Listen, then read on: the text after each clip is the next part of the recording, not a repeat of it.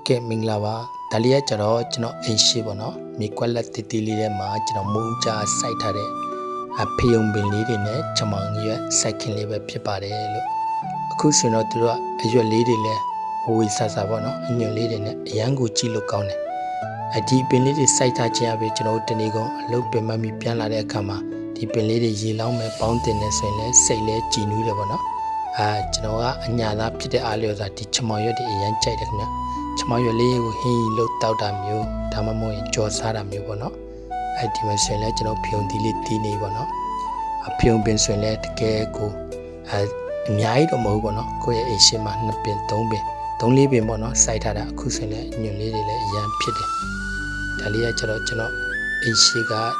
ချမောင်ရွက်စိုက်ခင်ဖြုံရွက်စိုက်ခင်လေးပဲဖြစ်ပါတယ်ဒီနေ့တော့ဒီဖြုံရွက်လေးတွေကျွန်တော်ခူးမယ်ခူးပြီးတော့တချို့ကြတော့ကြော်စားမယ်ပေါ့နော်တချို့ကြတော့ဟင်းလုပ်ပြီးတောက်မယ်ဈေးရဝယ်မယ်ဆိုရင်တော့ကျွန်တော်ဒီလိုစဘာဝအော်ဂင်းနစ်အစားစားဖို့ဆိုရင်တော့နည်းနည်း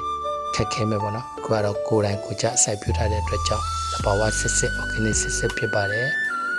ကဲပါကျေးဇူးတင်ပါတယ်ဒါလေးကကြတော့ကျွန်တော်အိမ်ရှိစိုက်ခင်လေးပဲဖြစ်ပါတယ်မိတ်ဆွေတို့လည်းကိုယ့်အိမ်ရှိမှာဒီလိုလေးစိုက်ခင်လေးစိုက်ထားမယ်ဆိုရင်တော့အရန်ကောင်းပါတယ်